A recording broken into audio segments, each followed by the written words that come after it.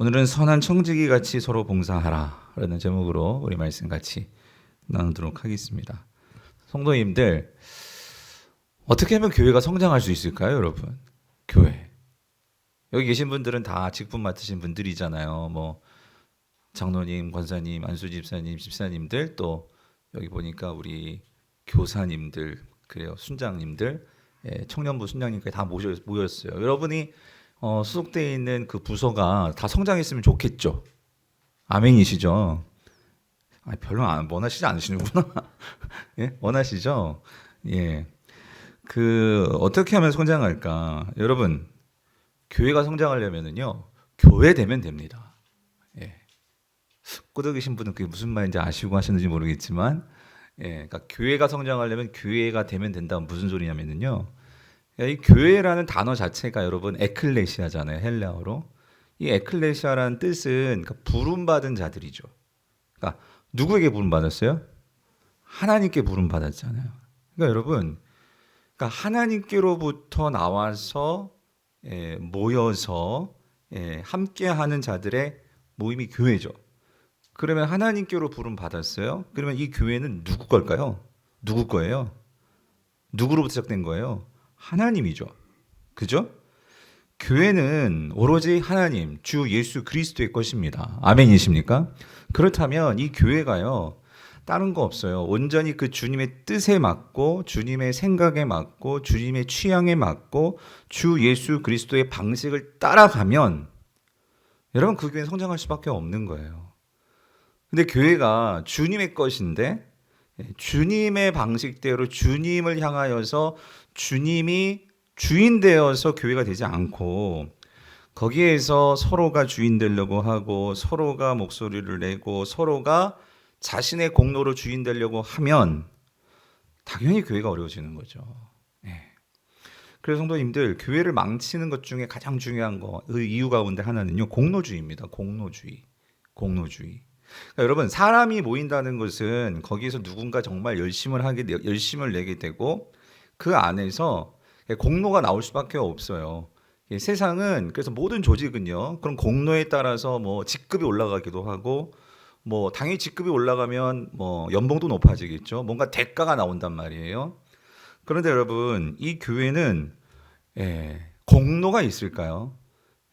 여러분, 이 교회가 누구로부터 부름받았다고요? 하나님으로부터 부름받았다고요. 여러분, 하나님께로 부름받았다는 것은 우리가 어디로부터 부름받은 것일까요? 죄와 사망과 어둠의 그 권세로부터 우리가 부름을 받은 거죠. 다시 말하면 우리가 구원을 받은 거죠.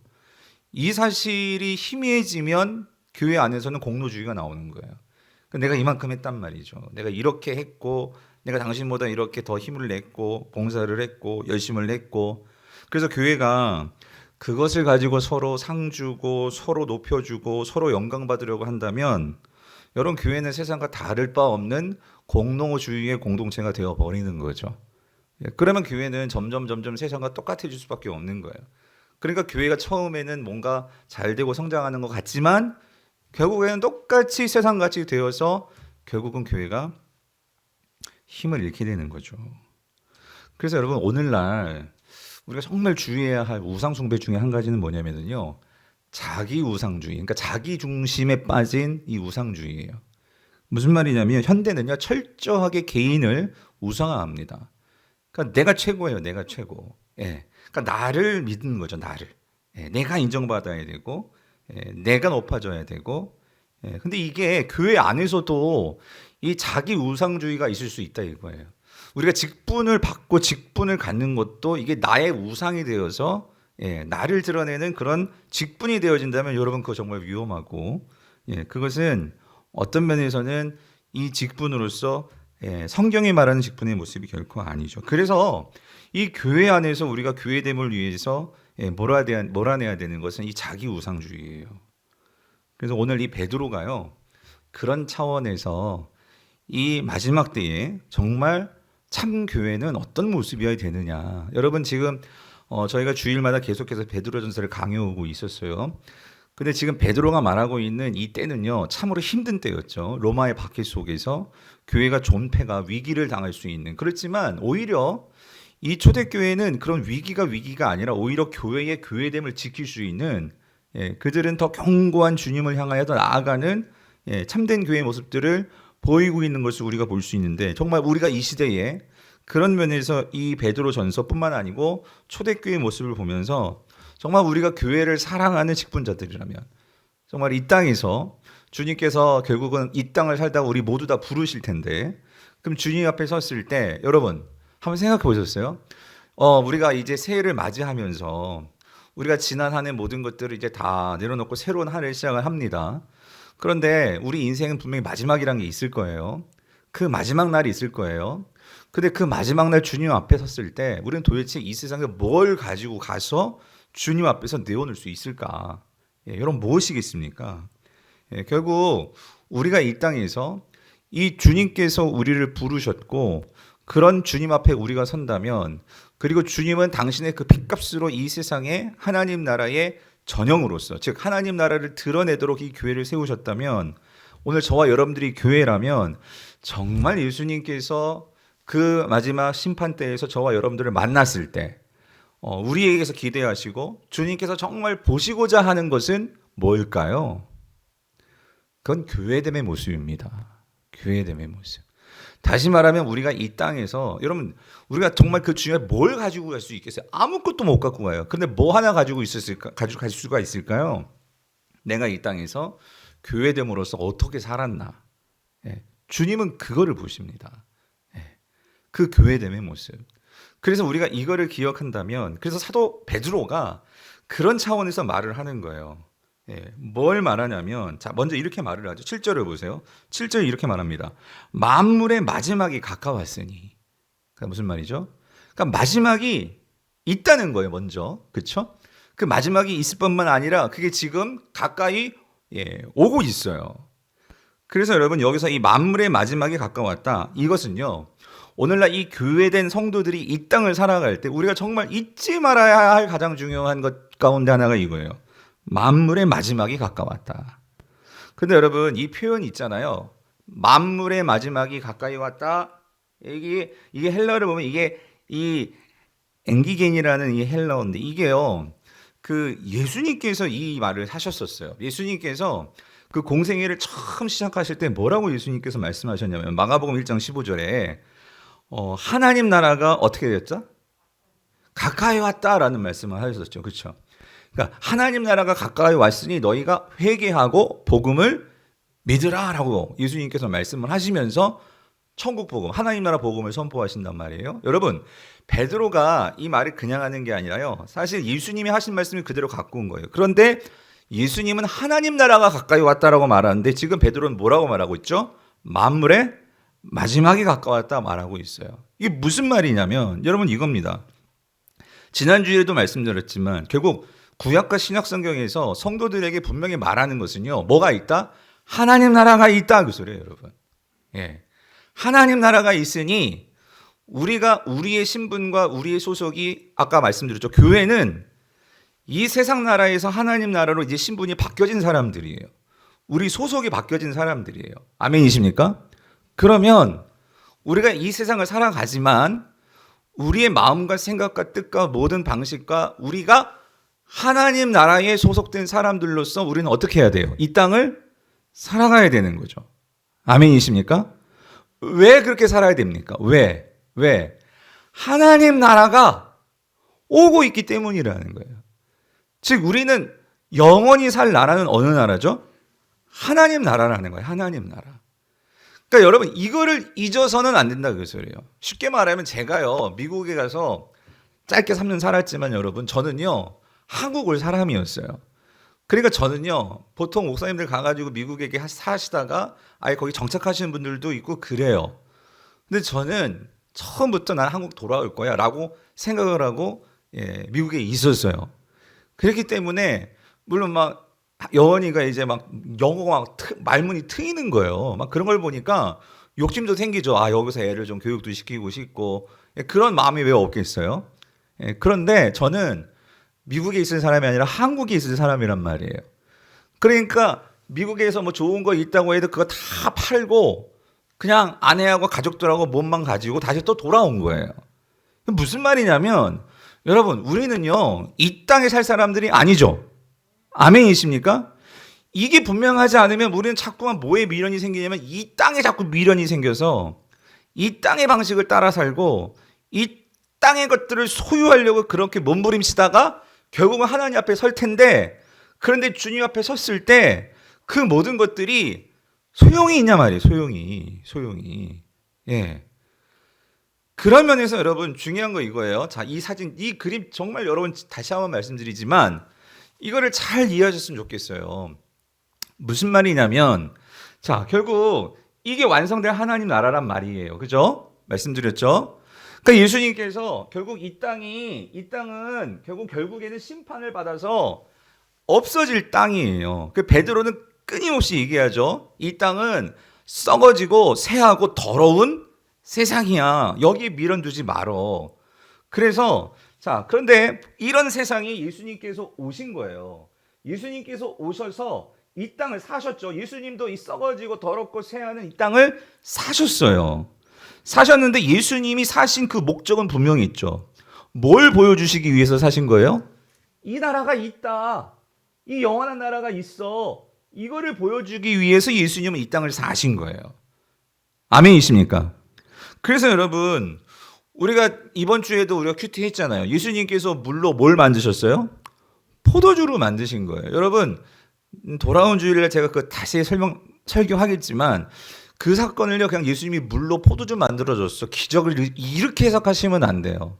예수님께서 물로 포도주 만든 사건은 뭘 보여주려고 하는 거냐면, 뭘 보여주시려는 거예요? 이러한 잔치와 같은, 그러니까 이 땅은요, 결국 포도주가요, 떨어지는 세상이에요. 결핍된 세상이라고. 그런데 그 예수 그리스도는 뭘 보여주냐면, 그 망가지고 결핍되었던 그 혼인잔치를 다시 기쁨의 잔치로 바꿔주셨어요. 여러분 보셨죠?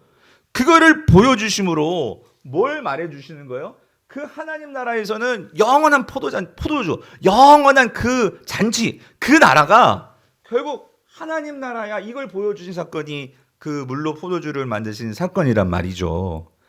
그래서 오늘 여러분 이겁니다. 이 땅에, 자, 이거예요.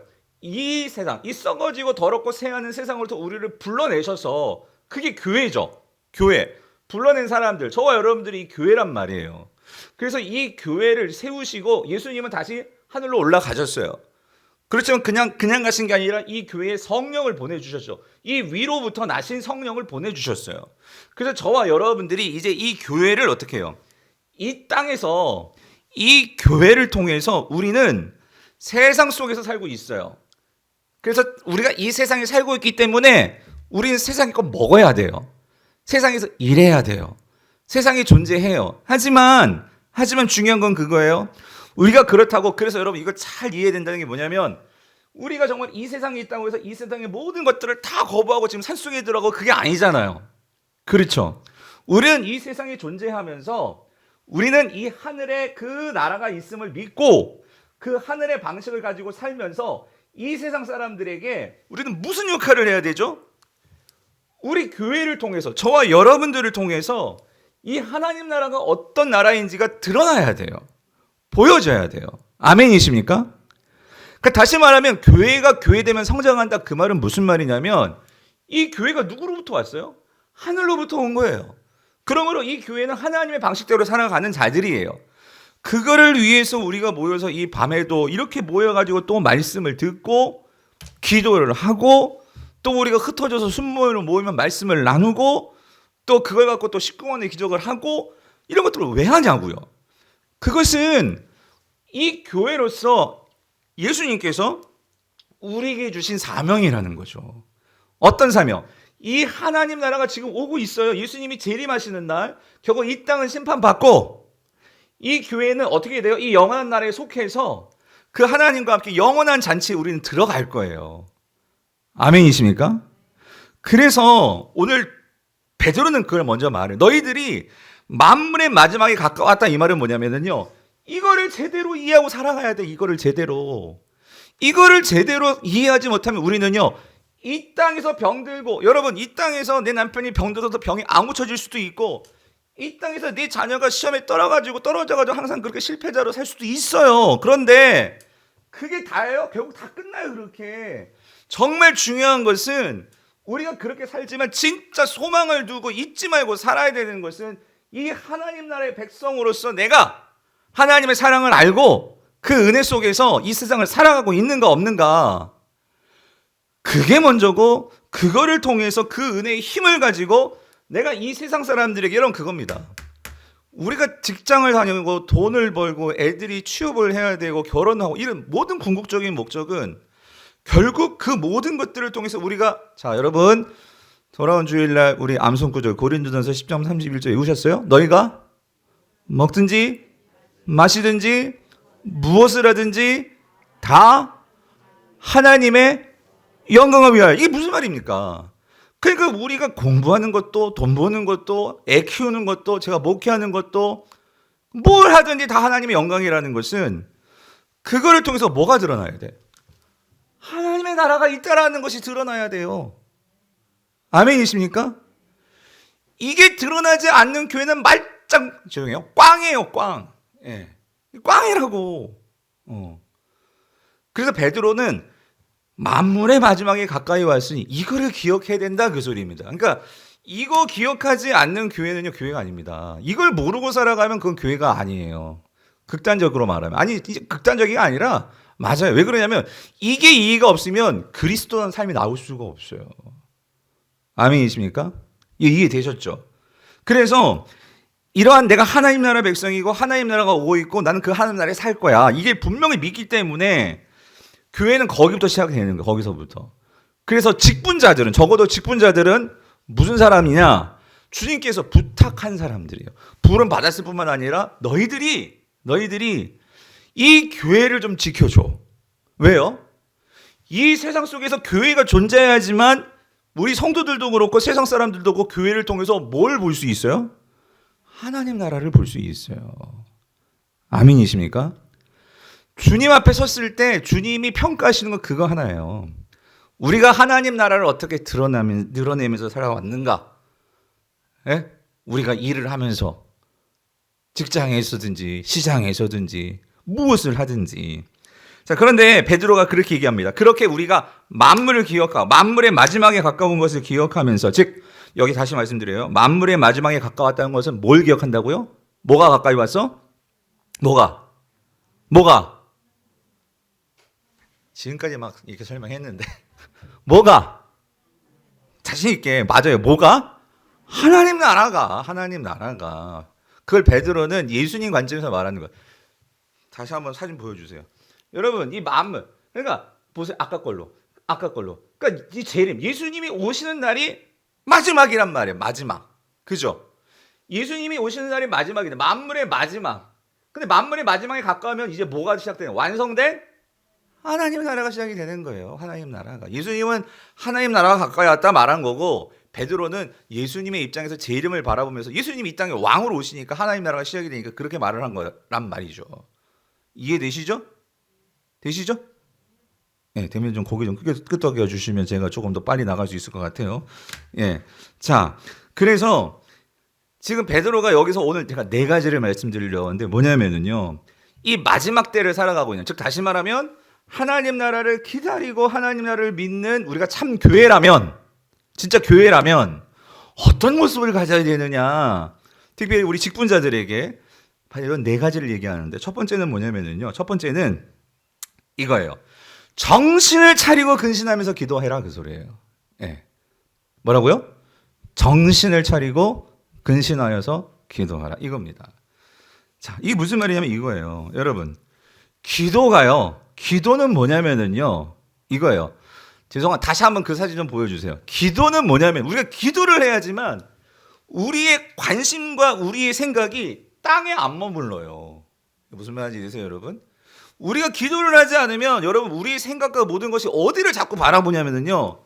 하늘을 바라봐요. 자꾸 땅을 바라봐. 무슨 말인지 아세요? 기도는 우리의 관심과 우리의 생각과 우리의 영이 어디를 향하게 만드는 거예요? 하늘을 향하게 만드는 거예요. 하늘을 향해. 즉 다시 말하면 기도는요. 이 썩어지고 더럽고 새하는 이 땅으로부터 벗어나도록 우리의 생각을, 우리의 마음을 누구께 시선을 두게 만드는 거예요? 하나님 나라.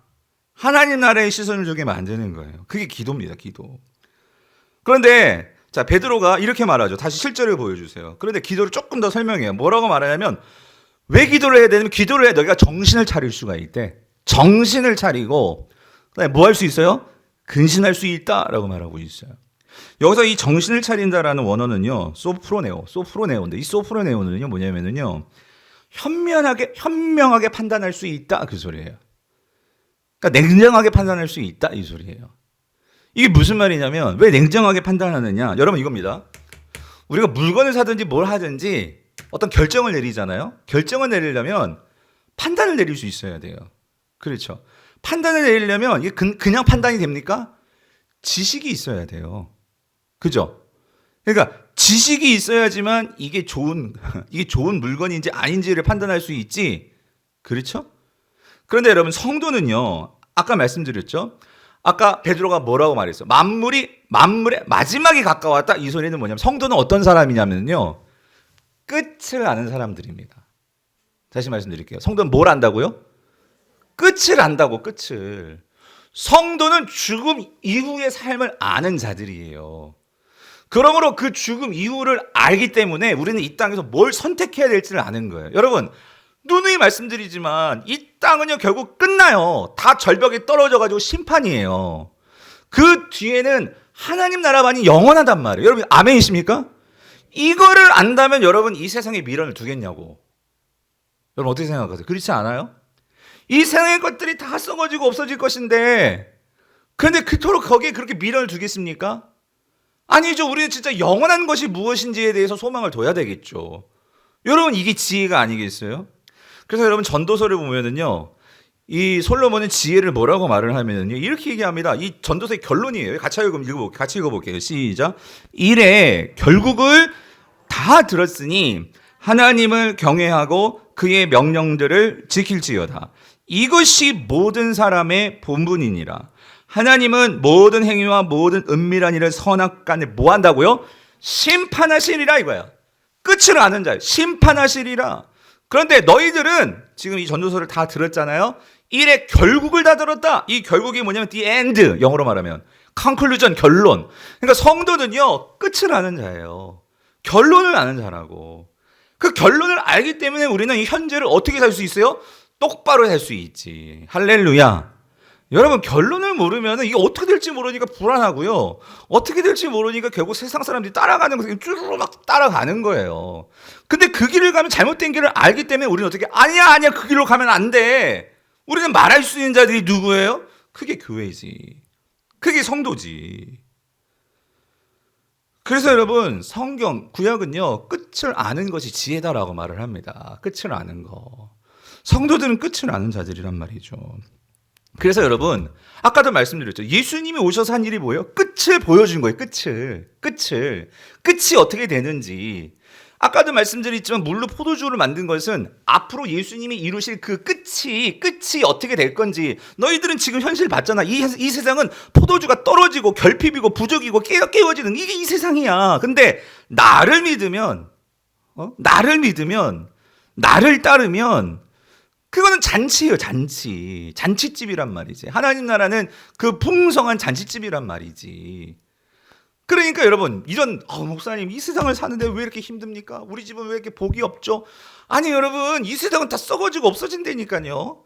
우리가 이 세상 예수님이 갖고 오시는 세상은 이 세상이 아니라 하나님 나라인데 그러니까 우리가 이 세상을 바라보면 이 세상에서는 비록 내가 성공하지 못하고 물론 성공하면 좋겠지만 다 성공하지 않잖아요. 어떻게 다 서울대 들어가겠습니까?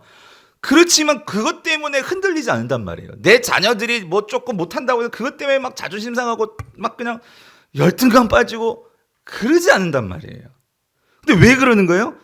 내 소망이 하늘이 아니라 이 세상의 기준을 두고 서로 비교하니까. 이 세상에 놓고 비교를 하니까 어떻게 돼요? 열등감에 빠지고 좌절하고 실망하고 미워하고 이렇게 되는 거죠. 그래서 예수님은 오셔가지고 주구장창 아주 예수님은요 아주 그냥 그러니까 우리 마음이 얼마나 강박하면 계속해서 예수님께서 보여주시는 것은요. 그러니까 여러분 오병이어 기적은 또 뭡니까? 그냥 예수님이 물고기 제조자가 아니에요. 그거 보여주는 게 아니에요. 예수님을 통해서 누릴 그 하나님의 나라가 얼마나 풍성한 나라인지 여러분 12광주리를 채우고도 남는 그 남음이 있는 풍성한 나라인 것을 보여주는 거예요. 아멘이십니까? 근데 우리는 그거 하나님 나라 방식인데 이 썩어지고 쇠하는 나라의 방식을 교회까지 끌고 가지고 하나님 교회에서도 왜 그렇게 안 해주는 거예요? 가지고 우리를 막 하나님 버리신 거예요. 나를 막 미워하시는 거예요. 그러면 하나님이 뭐라고 하시겠어요? 예수님 뭐라고 하시겠어요? 네. 그래서 여러분 우리가 이 혼란한 세상에서 제대로 판단하도록 예수님이 보여주시고 하나님이 우리에게 주신 게 뭐냐면 그게 계시라는 거예요. 계시. 여러분 요한계시록이 뭐예요? 요한계시록이. 여러분 요한계시록은요 성경에서 가장 박해가 심했던 때에 쓰여진 게 요한계시록입니다. 요한계시록. 그러니까 이 땅에서 사는 성도들이 왜 이렇게 힘들어요? 만약에 하나님께 따진다면 할 말 많을 거예요. 예. 그런데 그런 때에 하나님께서 그 반모섬에 그 90세 할아버지 요한을 통해 가지고 평생 주님을 위해서 살았는데 지금 유배 와 있어. 유배. 그리고 전생에 따르면 거기서도 무슨 휴양 보내고 있는 게 아니라 그 반모섬에서 아마 그 어떤 자료에 보니까요. 구리 채광 그 구리 광산에서 지금 채광하고 있는 거야. 우리가 옛날에 그 우리가 공산당 그 북한 얘기 들을 때 아오지 탄광 뭐 이런 거 있잖아요. 그래서 불순분자들 다 탄광 보내 그런 것처럼 그러고 있는 거예요. 하나님의 사도도 평생을 주를 위해 살아있는데 그 마지막도 그렇게 아주 그냥 삶 자체가 힘든 거지. 그런데 그런 요한에게 예수 그리스도께서 이리로 올라와라 해가지고 그 하나님 나라를 보여주신 거예요. 환상으로. 예. 그러니까 요한이 그걸 보고 기록한 게 요한계시록이잖아요. 계시록. 그래가지고 그걸 보고 이제 내려와가지고 성도들을 향해서 이걸 쓴 것은 요한계시록 쓴 것은 그렇게 힘든 박해 시대에 계시 끝을 알고 오늘을 보라고. 끝을 알기 때문에 지금 그 로마의 바벨론과 같은 그 로마의 그런 박해 속에서도 그 넉넉히 이겨낼 수 있는 게 뭐냐면 하늘에 천상의 보좌가 있고 그 보좌에 만민이 주님을 찬양하면서 그 영광스러운 모습을 이 요한이 보니까 그거를 전해주니까 성도들이 그걸 믿고 아멘 주 예수여 어서 오시옵소서를 외치면서 요한계시록 그게 끝나잖아요. 예? 이게 성도들의 바른 교회의 모습이었다는 거죠. 교회의 모습.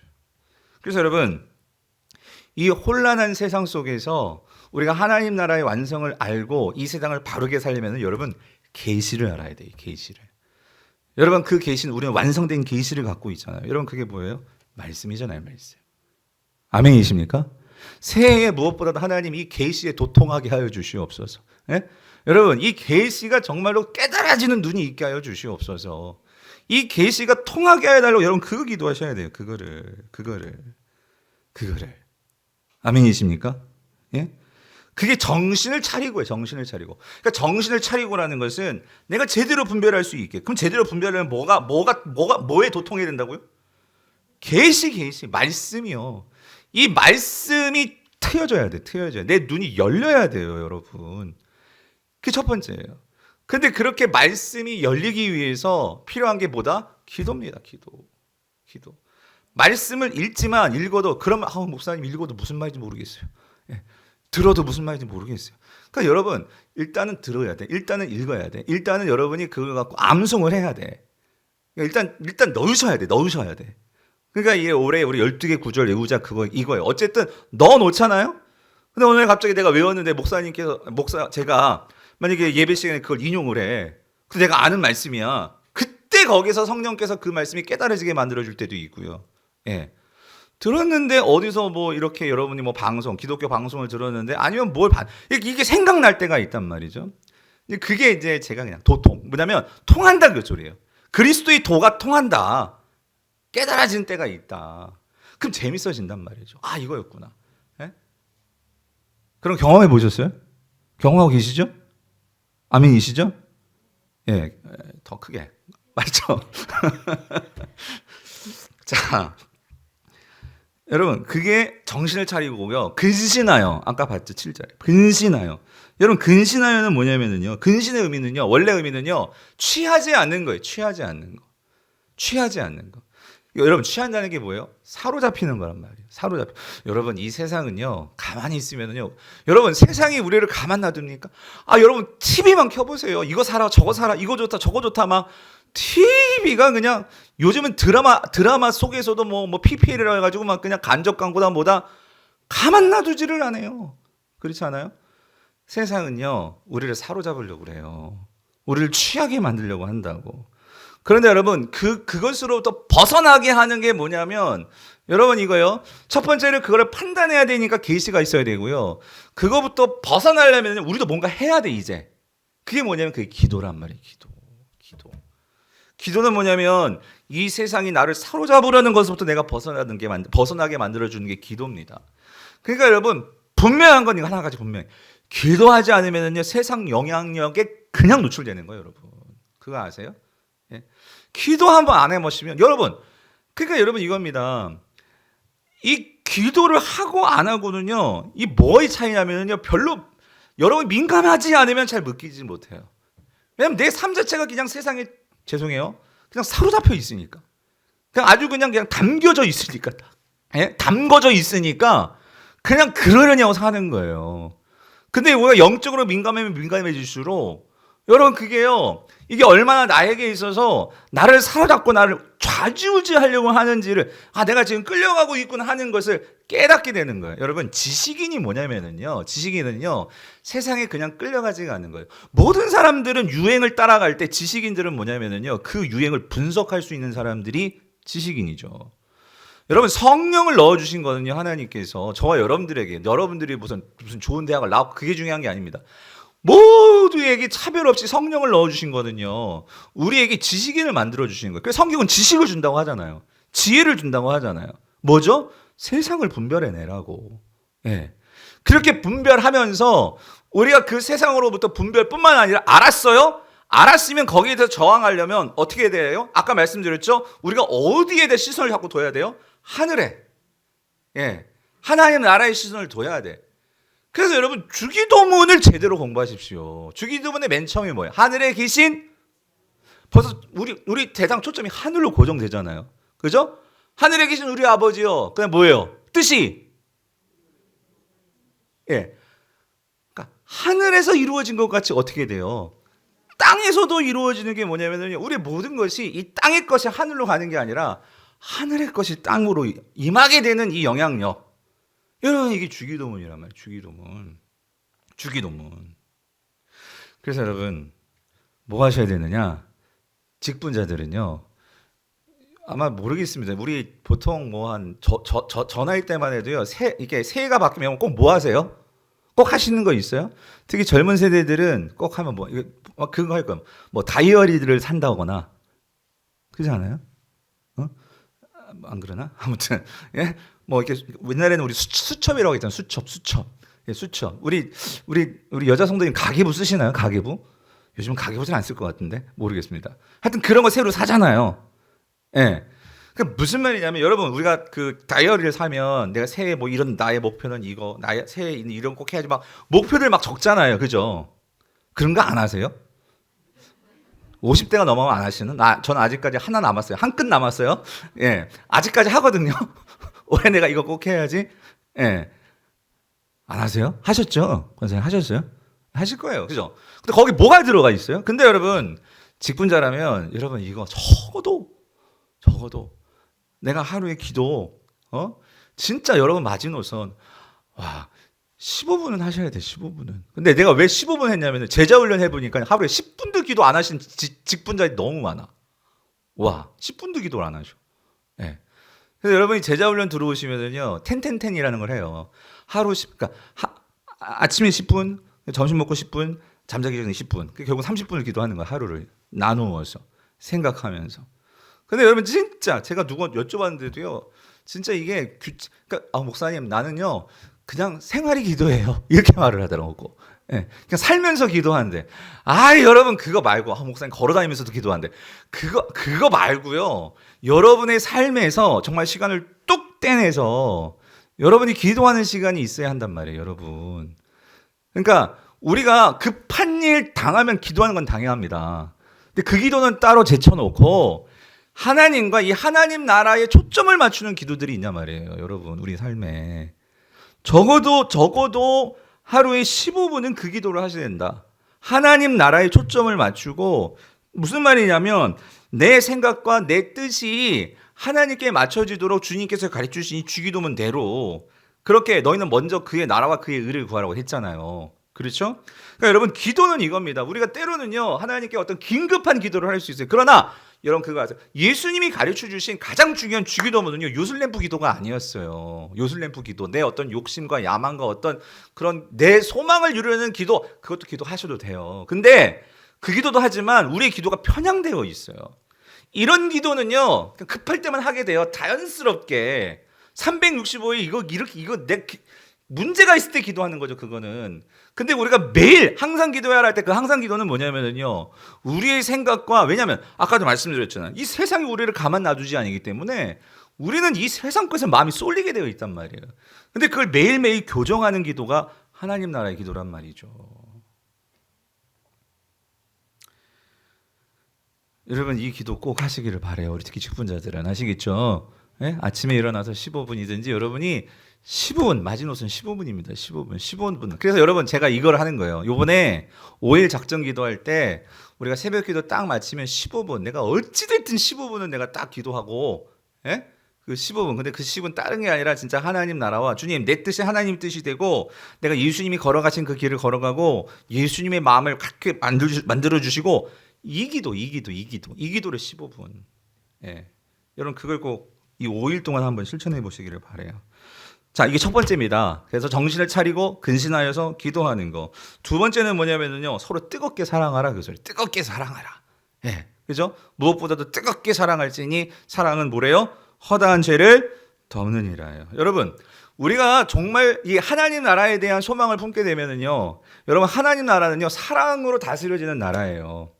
그러면 우리가 싫어도 그 하나님의 나라를 이해하게 되면은요, 점점 내가 사랑해야 되는구나. 그리고 사랑하려고 애를 쓰게 되어 있어요. 하나님 나라의 기도를 하면은요, 여러분, 주기도문의 핵심 가운데 용서의 기도가 있고요. 주기도문 하나님께서 그 주기도문 예수님께서 가르쳐 주시고 그 마지막 그 끝부분에도 용서의 문제가 나오고요. 그 뒤에 또 마태복음 18장에 가면 또 용서의 얘기가 나오고요. 그러니까 이 모든 게 결국 사랑입니다. 사랑. 네, 사랑. 그 사랑을 결국 배우게 되는 게 하나님 나라인데, 자, 근데 여기 중요한 게 이거 있어요. 여러분 보세요. 무엇보다도 뜨겁게 서로 사랑할지니. 근데 사랑은 어떻대요? 사랑은 허다한 죄를 뭐 한다? 덮는다. 그랬어요. 여러분, 이거 잘 이해하시길 바랍니다. 이게 사랑은 허다한 죄를 덮는다. 그러니까 이 덮는다란 말이 무슨 말일까요? 여러분, 이게 우리 공동체 안에서 어떤 불법이 행해졌어요. 잘못된 어떤 누군가 죄를 범했어요. 근데 그거를 그냥 모른 채 해주는 게 덮는다예요? 우리가 흔히 이런 오해가 있을 수 있어요. 뭐냐면 우리가 누군가가 정말 해서는 안 된 그런 죄를 범해. 뭐 저든지 무슨 장로님이든지 권사님이든지 중직자가 만약 그런 죄를 범했어요. 그런데 그냥 은혜 이거 말하는 게 아니란 말이에요. 근데 이거를 사랑은 허다한 죄를 덮느니라. 이걸 그렇게 이해하고 이 말씀을 그렇게 이해하면 안 돼요, 여러분. 사랑은 허다한 죄를 덮는, 이걸 가장 큰 전제는 이겁니다. 여러분, 제일 먼저 우리의 그 수많은 죄를 덮어주신 분은 누구십니까? 예수님이시죠. 근데 여러분, 이걸 생각하셔야 돼요. 여기서 이 허다한 죄를 덮는다고 할 때 이게 어떤 그림이냐면요, 구약시대 때 인간의 죄를요, 엄밀한 의미에서 여러분, 아담과 하와가 죄를 범했을 때 결국 그들이 그 수치를 가리기 위해서 무화과나무 옷으로 자기 몸을 가렸죠. 근데 그거는 오래 가지 못해. 그러니까 그 뒤에 가서 3장 아래 보면은 3장 뒤죠. 3장 아래에 가보면은 하나님께서 그 아담과 하와의 수치를 가려주시기 위해서 뭘 입혀주시죠? 가죽옷을 입혀주신다고. 그렇죠? 가죽옷을 입혀주셨다는 것은 그 가죽이 그냥 나와요? 어떻게 나오는 거예요? 동물이 죽어야 돼요. 죽어나가야 돼. 피를 흘려야 된다고. 그렇죠? 여러분, 뭔가를 덮기 위해서는요, 그냥 문제 복잡하게 만들지 말자. 그냥 이게 아니고요. 덮는다는 것은요, 분명한 희생이 있어야 되는 거예요. 희생이. 예수 그리스도가 우리 죄를 덮어주시는 데에는 그분의 엄청난 희생이 있었기 때문에 우리의 죄가 덮어질 수 있었던 거예요. 이 말은 다시 무슨 말이냐면 예수님께서 친히 우리 죄에 개입해 주셨기 때문이라는 거예요. 아멘이십니까? 여기서 사랑은 허다한 죄를 덮는다는 것은요, 그냥 은혜로 덮어, 이게 아니라요.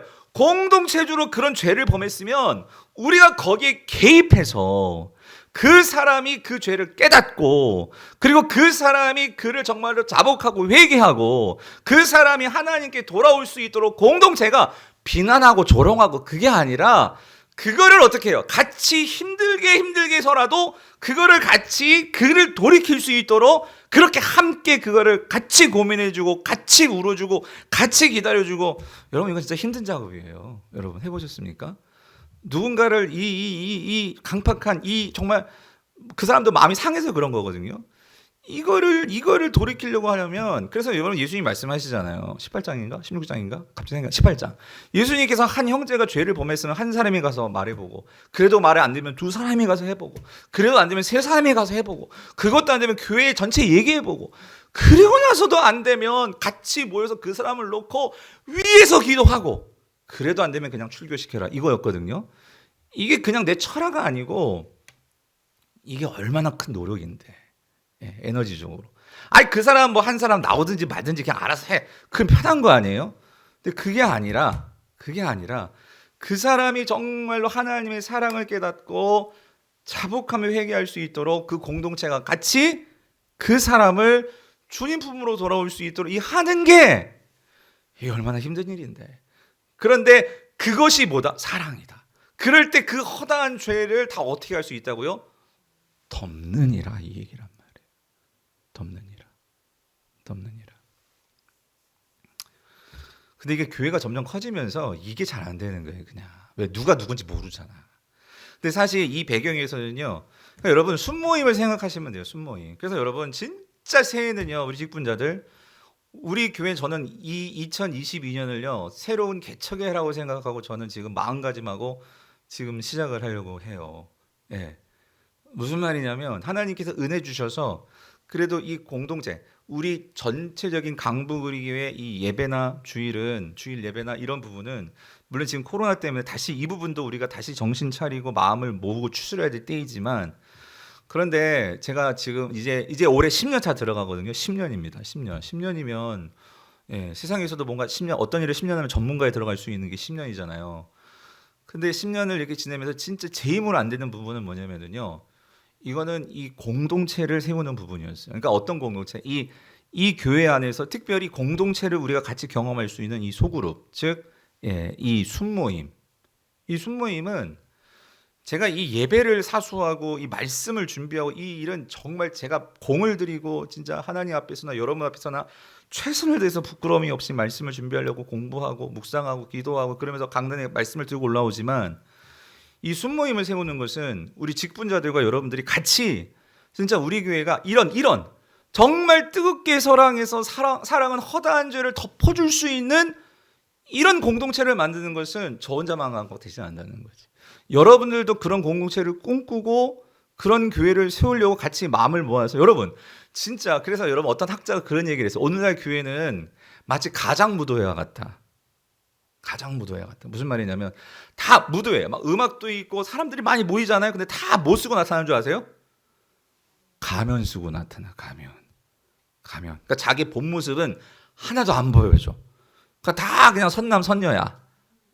근데 마음에는 막 그냥 그 더러운 죄악들과 막 그냥 그런 것들이 가득가득한, 이거를 해결해야 되는데, 근데 다 꼭 감추어 놓고, 여러분, 근데 그것이 열어지려면은요, 그것이 나오려면은요, 결국 공동체 안에서 되는 거예요. 공동체. 그래서 여러분, 우리가 주일에 제가 이 강단을 통해서 하나님의 말씀을 선포합니다. 그래서 말씀을 들어야 됩니다. 왜? 믿음은 들음에서 난다고 했으니까. 그래서 여러분 들었잖아요. 그럼 찔림이 와요. 성령님께서 그러면 안 되잖아. 김집사, 박집사, 그러면 안 되잖아.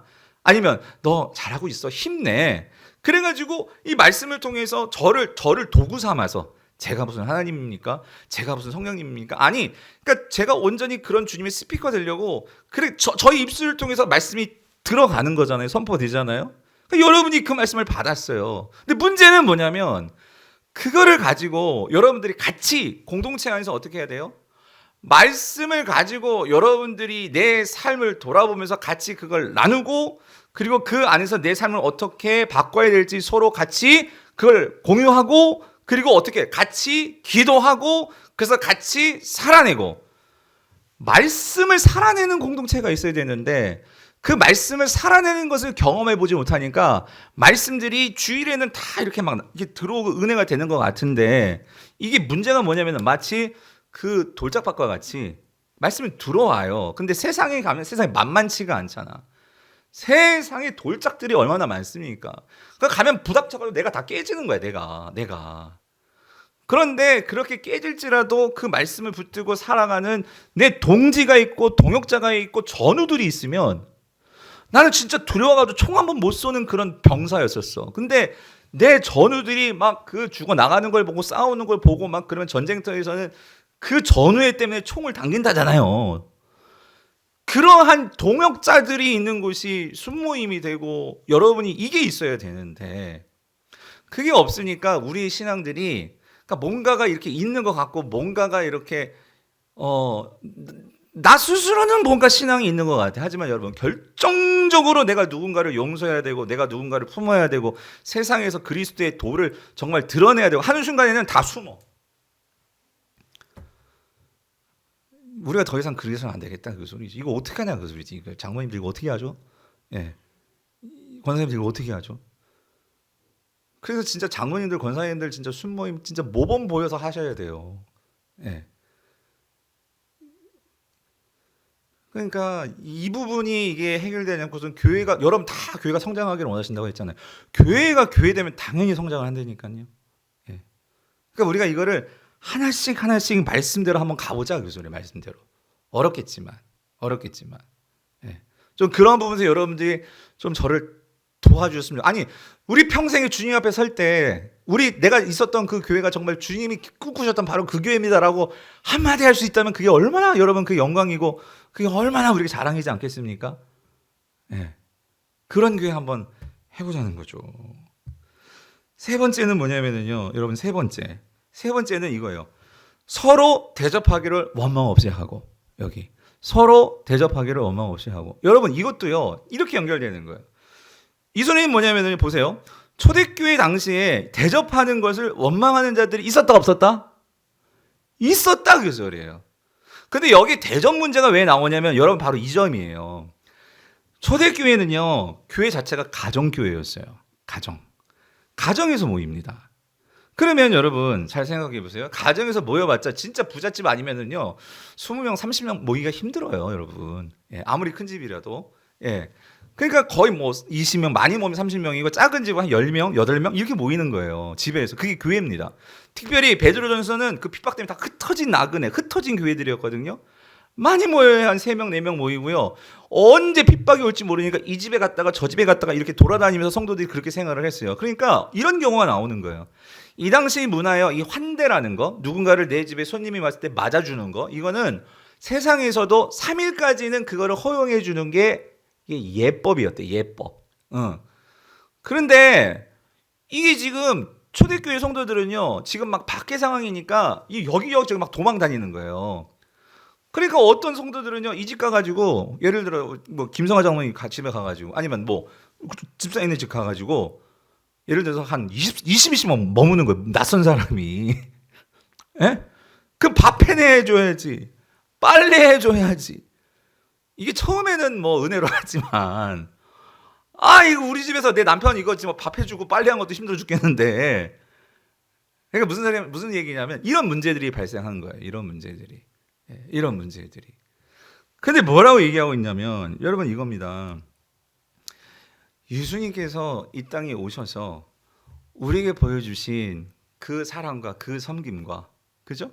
그 희생과 결국 오늘 이 교회는 하나님께서 세우신 이 교회는 예수 그리스도께서 세우신 이 교회는 어떤 곳이냐? 여러분 우리가 지금까지 아까 말씀드렸잖아요. 그러니까 서로 서로 사랑하고 덮어주고 그것이 교회란 말이에요. 만약에 그렇다면 진정으로 우리가 이러한 환대의 문제에 있어서도 세상 사람들과 다른 점이 바로 이 점이라는 거죠. 이 점이라는 거죠.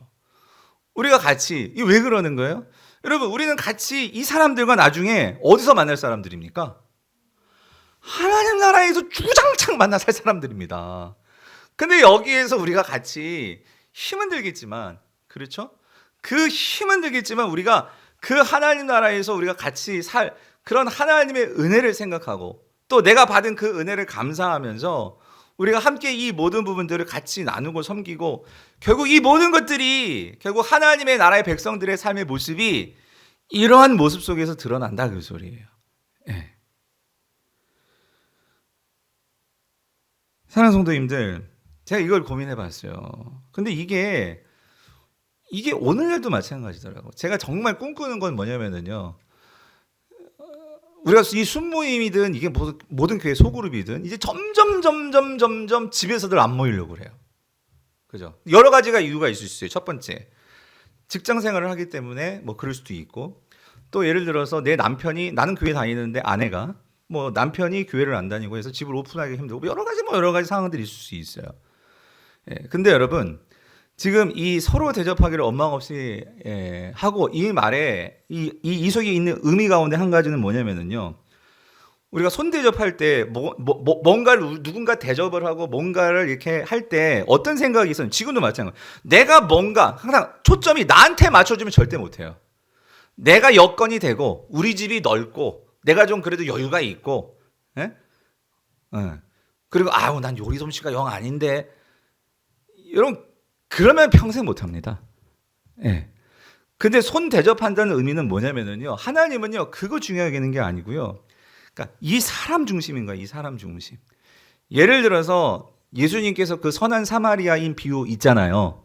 그래서 예수님은 이렇게 물었어요. 이 사람에게 누가 이웃이겠냐 물어봤는데 유대인들의 입장은 뭐냐면 누가 내 이웃이 될까? 이거 누가 내 이웃이 될까? 그 소리는 나한테 맞고 내 상황이 되고 하면 그 사람은 내 이웃이 되는 거야. 근데 예수님의 관점은 그게 아니라요. 이 사람에게 있어서는 지금 필요한 거야. 이 사람에게 있어서는 지금 갈 데가 없는 것이야. 이 사람에게 있어서는 도움이 필요한 거야. 그러니까 우리의 관점의 초점을 나에게 맞추는 게 아니라 이 사람에게 맞추는, 여러분 교회는요 이 훈련하는 거예요. 순모임은요 이 훈련하는 거예요. 나 바라봐 주세요가 아니고 서로 당신에게 맞춰주는 이 훈련하는 것이 교회입니다. 왜? 하나님 나라 방식은요 나 중심이 아니에요. 뭐죠? 너 중심이고 주님 중심이에요. 이거를 연습해야 되는 거예요. 연습해야 되는 거예요. 저도 연습해야 되고 우리 모두가 이걸 연습해야 되는데, 오늘날 교회들은요 그냥 내가 예수 믿으면 교회 다니고 때 되면 그냥 헌금하고 이게 신앙생활을 생각을 하는 거예요. 그러나 성경을 진짜 창세기부터 요한계시록 정말 제대로 한번 읽어보세요. 성경은요 하나님을 사랑하고 나를 사랑하라고라기보다도 하나님을 사랑하고 누구를 사랑하고 이웃을 사랑하고, 네. 이거를 연습하는 겁니다. 우리는 이 땅에 있으면서 이거를 연습하는 거예요. 그래서 저는요 정말 해보고 싶은 교회가 있어요. 뭐냐면 가정교회가 있었으면 좋겠어요. 정말 우리 교회 안에. 그러니까 무슨 말이냐면, 목사님 우리 집을 내가 오픈하겠습니다. 예를 들어서 뭐 조병호 장로이든 뭐 하여튼 뭐 여기 누구 박기 집사님은 목사님 우리 집 앞은 오픈할게요. 그러면 딱 붙여놓고 우리 박기 집사님네서 우리 그 예를 들어서 가정교회 하고 싶으면 선착순 뭐 5가정 뭐 4가정 하면 그럼 이 가정이 가정교회가 되는 거야. 예? 이거 진짜 해보고 싶다 그 소리 이걸. 예. 그래가지고 그 가정에서 같이 떡을 떼고, 성경이 그렇게 나왔잖아. 성전에서도 모이고 각 가정에서 떡을 떼고 그냥 밥해 먹은 거예요. 밥해 먹으면서 삶을 나누고. 예? 지난번에 아내하고 TV를 봤는데 EBS에서 이게 있더라고. 저 꿈이 생겼어요. 뭐냐면 요즘에 그 공동주거라는 거 아세요? 예. 몇몇 사람들이 뭐 모르는 사람일 수도 있고 마음에 맞는 사람들이 예를 들어서 빌라를 짓는 거야. 같이 땅을 어떻게 법인을 만든지 뭐든 빌라를 져가지고 뭐 예를 들어서 2층은 같이 쓰는 뭐 공동 이런 큰 애들 뭐 같이 뭐 공부하는 거실 뭐 이런 식으로 그걸 만들고 같이 사는 거야. 다 아는 사람들끼리. 무슨 말인지 되십니까? 예. 네. 그러니까 예를 들어서 이런 거. 이 교회 옆에 우리 빌라 있잖아요. 여기 다 우리 교회 성도들이 산다고 생각해 보세요. 와 얼마나 좋겠어. 예? 그러면은 첫째 날은 첫째 주는 이 집에서 같이 순모임하고 막. 근데 여러분 이게 정말 이렇게 하는 요즘 이런 모임들이 생겨나고 있더라고. 혹시 집 지을 생각 없으세요, 여러분? 예. 땅 있으면 빌려주면 저 하나 조금 싸게 해서 아니 돈 드릴 테니까. 예? 그래가지고 나중에 그렇게 되면 만약 여러분 다 은퇴하시고 저도 은퇴하고 그럼 주일날 제가 예배는 제가 이제 우리 집에서 드리게 할게. 우리 집이 교회가 되는 거고. 제가 이렇게 말씀드리면 꿈이 있으시면 한번 마음들 맞춰보자고요. 예? 정말 좋지 않겠어요, 여러분? 예?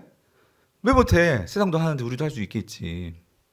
여러분 좀 오픈 좀 하세요. 좀 묵상 해보겠습니다. 정말 오늘 말씀 듣고 도전이 되시는 분 있으면은요, 새해 지금 이제 순모임 새로 편성하려고 하거든요.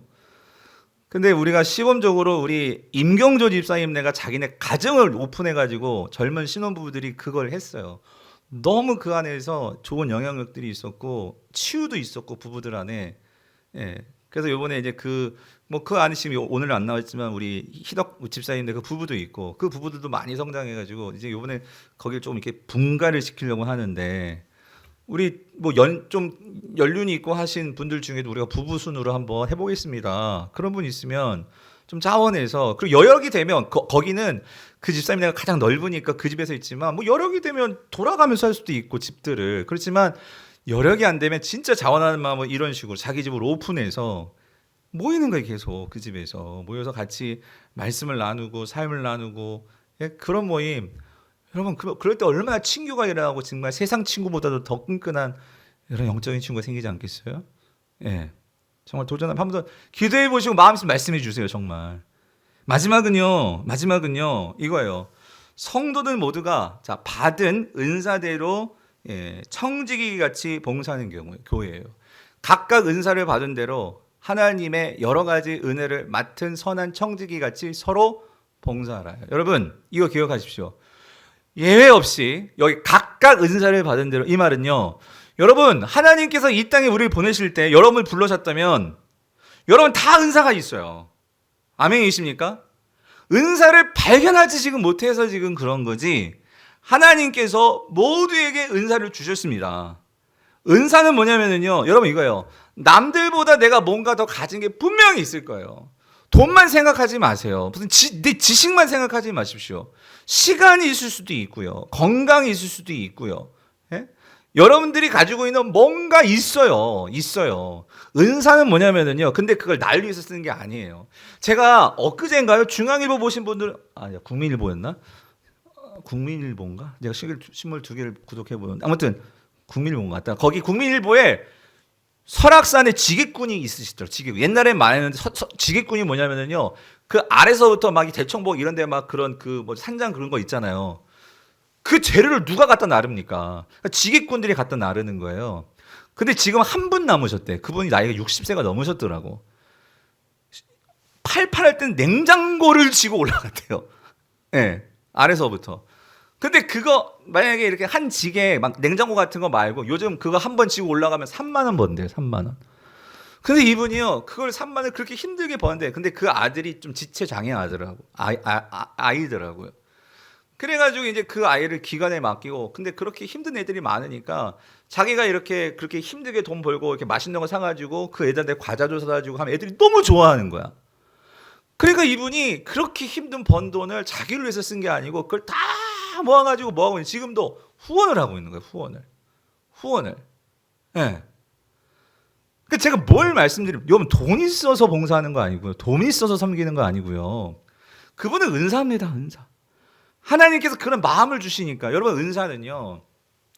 남을 위해서 특별히 교회에서의 은사는요.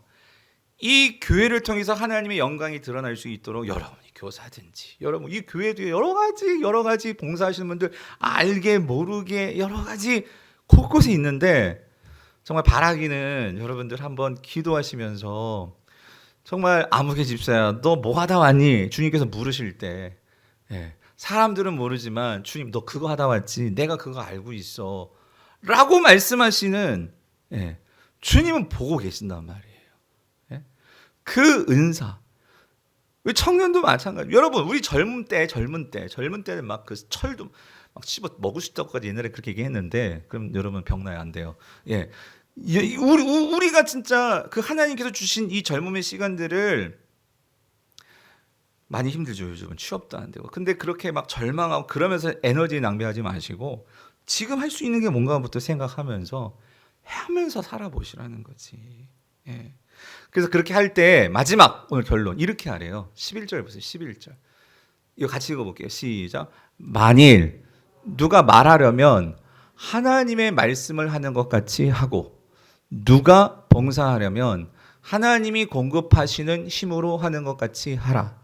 이는 범사에 예수 그리스도로 말미암아 하나님이 영광을 받으시게 하려 함이니 그에게 영광과 권능이 세세에 무궁하도록 이르느니라. 어떤 번역 성경을 보니까 이 말이 무슨 말이냐면 만일 누가 말을 하려면은요 하나님 말씀을 하는 것 같이 하라. 이걸 이렇게 번역하는 성경이 있더라고. 하나님이 말하는 것 같이 말을 해라 그 소리예요. 에? 내가 하나님이다 그 소리가 아니고요. 지금 내가 하는 말이 나를 통해서 누가 말씀을 하시는 거예요? 나를 사용해서 하나님께서 말씀을 하시는 거예요. 여러분 그렇다면 내 혀를 어떻게 관리를 해야 될까요? 내 혀를 통해서 하나님께서 주의 말씀을 선포하시길 때요. 그럼 내가 이 말을 가지고 맨날 부정적인 얘기하고 누구 막 욕하는 얘기하고 세상 그런 막 그렇게 함부로 막 입을 그렇게 만들 수 있을까요? 내가 봉사를 하려면은요 누가 일하는 거 내가 하나님이 일하는 것처럼 해라. 하나님 같이 일한다고 막 그 사람이 진짜 그럼 내가 하나님처럼 막 교만하게 하고 그럴까요? 하나님의 영광을 드러나게 하는 거죠. 나는 그분의 반사판이에요. 나를 통해서 이 사람이 하나님을 봐야 돼. 그러면 나를 어떻게 만들까요? 정말 그 영광스러운 하나님이 나를 통해서 온전하게 드러나도록 그렇게 하려면 내 삶도 그렇고 내 모습도 그렇고 내가 더 주님을 닮아서 그런 나를 통해서 사람들이 살아나고 변화되는 그런 영향력들이 일어나도록 여러분 그런 삶을 살면 얼마나 신이 날까요? 나를 통해서 사람들이 막 감동을 받고 나의 감동이 아니라 내가 전하는 말에 이 말을 통해 가지고 사람들이 변하는 게 보이는 거예요. 제가 제자 훈련이 힘들면서도 그걸 놓지 못하고 너무 좋은 게 뭐냐면은요. 성도들이 바뀌고 은혜 받는 모습들이 보이면요. 그것보다 목사에게 큰 기쁨이 어디 있습니까? 예. 그게 너무나 싫은 거예요. 내가 좀 에너지만 더 많아가지고 내가 더 할 수만 있다면 좋겠는데, 예. 그래서 여러분도 마찬가지예요. 하나님이 여러분을 통해서 여러분 교사세요? 교사세요? 교사 있죠? 우리 순장님들도 분명히 이런 분들 목사님 나 힘들어서 이제 순장 그만둘래. 목사님 나 너무 힘들어서 교사 그만둘래. 10분 이해가 갑니다. 근데 여러분 그거 아십니까? 그렇게 놔버리면은요 나를 통해서 하나님이 일하심을 어디서 볼 거예요 여러분? 네. 나를 통해서 하나님의 입술이 내 입술을 통해서 그 하나님의 영광의 말이 나가는 것을 이걸 어디서 경험해요? 여러분 노래방에서 경험해 보시겠어요? 네? 오늘 이 자리에 교사로 계십니까? 순장으로 계십니까? 어떤 자리에 계십니까? 여러분 내가 봉사하면서 그거를 보셔야 돼요. 나를 통해서 그러니까 이거를 하는데 힘은 들어. 그렇지만 베드로가 말하잖아. 하나님이 공급하시는 힘으로 하는 것 같이 네 힘으로 하는 게 아니라 하나님께서 공급하시는 거야. 그러니까 내 육체는 약해요. 난 배운 것도 없고 가진 것도 없고 암백도 없어요. 그런데 난 뭐로만 해요? 하나님이 공급하시는 힘으로. 네. 그럴 때 이는 범사의 예수 그리스도로 말미암아. 왜? 내 안에 예수 그리스도가 살아계시잖아. 성령님이 계시잖아. 그럴 때 내 하는 일을 통해 하나님께 뭐예요? 영광과 존귀를 올려드리게 되는 거죠. 새해에는 우리 모든 직분자들이 정말 이 은혜를 누렸으면 좋겠어요. 예. 이 삶으로 충만하시는 은혜를 살게 되기를 간절히 축원합니다. 그래서 이 교회가 정말 주님 오시는 날 정말 강북 우리 교회가요. 정말 주님이 정말 칭찬하시는 그런 교회 되었으면 좋겠고 예. 그런 일 감당하는 저 여러분은 될 수 있기를 주님의 이름으로 축원드립니다.